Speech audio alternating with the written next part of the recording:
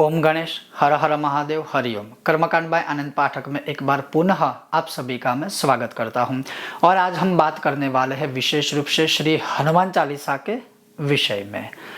मंगलवार युक्त हनुमान जन्मोत्सव है 23 अप्रैल को और इससे बड़ी बात क्या हो सकती है। मंगल भवन अमंगलहारी द्रवौसो दशरथ अजिर बिहारी, इससे बड़ी बात क्या हो सकती है। मंगलवार के दिन हनुमान जन्मोत्सव हो तो खास करके हनुमान चालीसा के विषय में, हनुमान चालीसा के आप कैसे प्रयोग कर सकते हो अपने कार्यों की सिद्धि हेतु, शत्रु बल क्षय हेतु, बंधनों से मुक्ति हेतु, भूत प्रेत पिशाच आदि भजन निवृत्ति हेतु, हनुमान जी की और रामचंद्र जी की पूर्ण कृपा प्राप्ति हेतु आज मैं आप सारी चीजें आपको बताऊंगा। अगर आपको यह विषय वीडियो पसंद आए लाइक करें, शेयर करें, चैनल पर नए हो तो सब्सक्राइब करके घंटी का चिन्ह दबाइएगा। तो चलिए शुरू करते हैं। सबसे पहले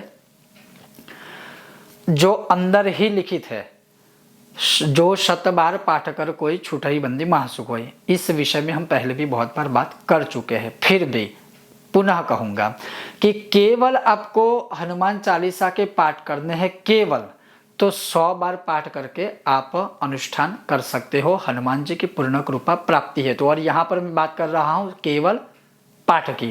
अब जब आप पाठ आदि करते हो या मैं जो जो प्रयोग आपको बताने वाला हूँ उसके जो बेसिक नियम है वो मैं अंत में आपको बताऊंगा। तो अगर आपको केवल पाठ करने हैं तो 100 पाठ हनुमान चालीसा के कीजिए। ये प्रथम प्रयोग है जो पाठ या जप के रूप में आप उसको स्वीकृत कर सकते हो। दूसरा, हनुमान चालीसा से ही जो बहुत बड़ा हमारे द्वारा अनुभवित रहस्यमयी जो विधान है वह सरसों का तेल, उसमें थोड़ा सिंदूर मिला लीजिए और उसमें काले उड़द डाल दीजिए। सरसों का तेल, थोड़ा सा सिंदूर मिलाइए और काले उड़द डालिए। अब इसमें ना कई बार अपनी कॉमन सेंस लगानी पड़ती है, क्योंकि बहुत बार सबको ये होता है कि कितना ग्राम क्या ले, तो कुछ अनुष्ठान में ये चीज़ें आवश्यक नहीं है। मान लीजिए किसी के पास हनुमान जी की 2 फीट की मूर्ति है, किसी के पास 2 इंच की मूर्ति है, कोई 100 पाठ करेगा, कोई 1 पाठ करेगा। तो आप कितना पाठ करते हो, आपकी मूर्ति की साइज क्या है हनुमान जी की, उस हिसाब से आपको द्रव्य लेना है। मैं एक उदाहरण आपको दूं, जैसे कि किसी के पास थोड़ी बड़ी मूर्ति है तो वह अधिक तेल ले सरसों का, उसमें अधिक सिंदूर डाले और थोड़े बहुत काले उड़द के जो दाने हैं वो डाले और हनुमान चालीसा से ही अभिषेक करना है हनुमान जी के ऊपर। हनुमान चालीसा से ही हनुमान जी के ऊपर अभिषेक करना है।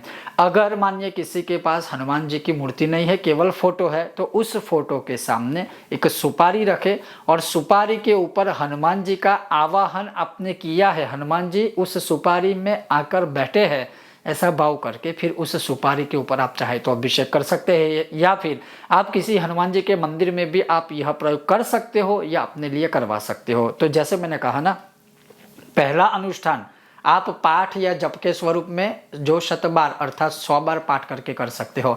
दूसरा अनुष्ठान है सरसों का तेल, उसमें सिंदूर और उसमें काले उड़द, वो डाल के हनुमान जी के ऊपर 100 पाठ से अभिषेक कर्म कर सकते हो। और तीसरा अनुष्ठान अद्भुत उत्तम सर्वश्रेष्ठ, जो पान के बीड़े होते हैं उसमें लौंग और एलची, 1 लौंग 1 एलची और 1 पान का पत्ता, वो मिला के उसकी पुड़िया या उसकी जैसे एक मुखवास का पान होता है ना, उसमें लौंग डाल के एक हनुमान चालीसा के पाठ बोलते हुए यज्ञ में आहुति दे सकते हो।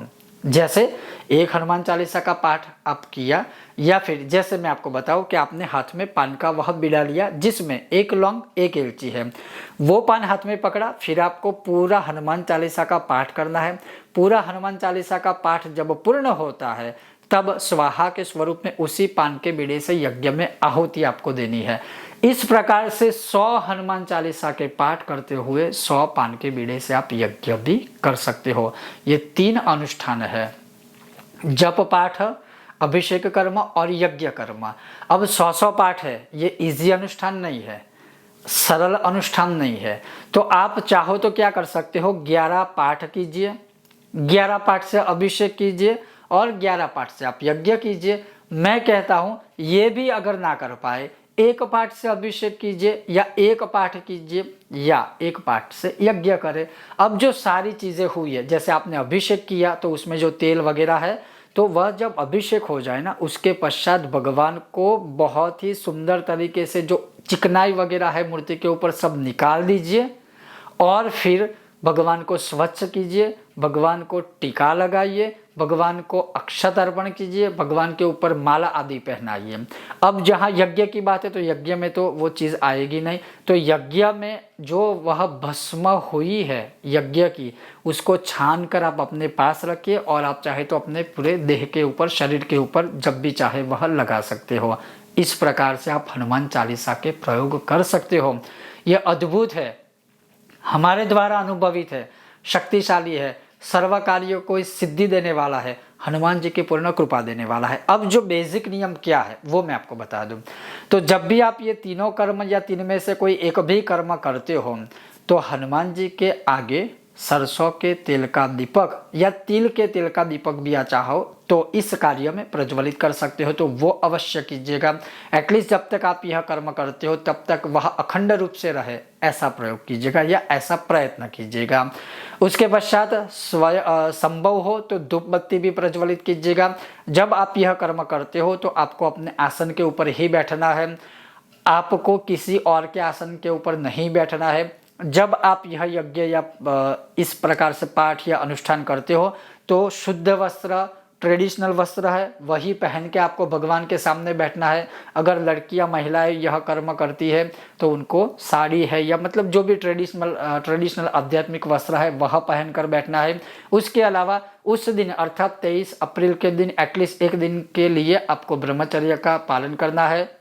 हो सके तो उपवास भी आप कर सकते हो, उपवास में एक समय खाना खाए, एक समय आप भोजन का आहार करें। तो ये सारी चीज़ों का ध्यान रखना है। जो बेसिक सारे नियम होते हैं ना, जैसे क्रोध ना करना, क्लेश ना करना, किसी की निंदा ना करना और जैसे मैंने कहा उपवास आदि करना, ये कार्य कीजिए। हाँ, जो कुछ नियम होते हैं वो गर्भवती महिलाएं, छोटे बच्चे, बड़े बुजुर्ग या जो अस्वस्थ है शारीरिक रूप से, उनको कोई नियमों का पालन नहीं करना है, वो ऐसे ही भगवान का स्मरण या हनुमान चालीसा आदि कर सकते हैं।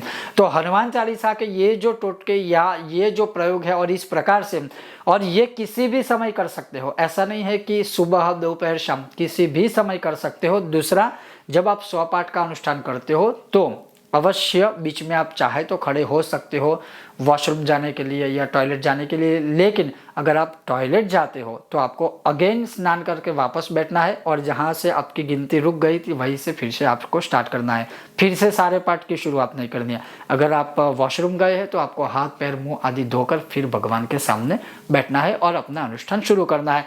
तो इस प्रकार से हनुमान चालीसा, जिससे बड़ा और कुछ है नहीं हनुमान जी को प्रसन्न करने के लिए, अवश्य आप इस प्रकार से जप के रूप में, पाठ के रूप में, अभिषेक के रूप में या यज्ञ के रूप में यह कर्म कर सकते हो। किस दिन? 23 अप्रैल मंगलवार के दिन या इस हनुमान जन्मोत्सव के महान दिवस और पर्व पर।